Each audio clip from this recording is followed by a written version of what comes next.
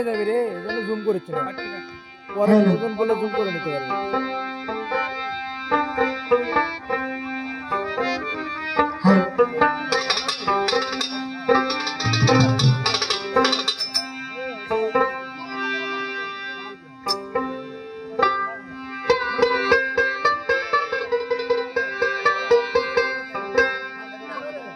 আসলে দরদিরে সবারই মনে জীবনে কষ্ট আছে। আমরা সবাই পাগল, কেউ টাকার পাগল, কেউ বাড়ির পাগল, কেউ আল্লাহর পাগল, কেউ নারীর পাগল, সবাই পাগল। আর যে ভালো মানুষ তার কোনো লোভ লালসা নেই, দুনিয়াদারি ধান্দা নাই।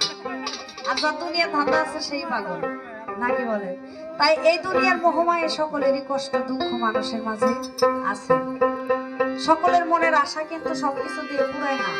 আমার আল্লাহ বলে, আমি তোমার কাছ থেকে যে ভালো জিনিসটা কেড়ে নিই তার চাইতে ভালো কিছু আমি তোমারে দান করি। কিন্তু সেটা আমাদের মনের মাঝে অনেক কষ্ট হয়ে গেতে থাকে, যে কষ্টটা কারো কাছে বলা যায় না, প্রকাশ করা যায় না।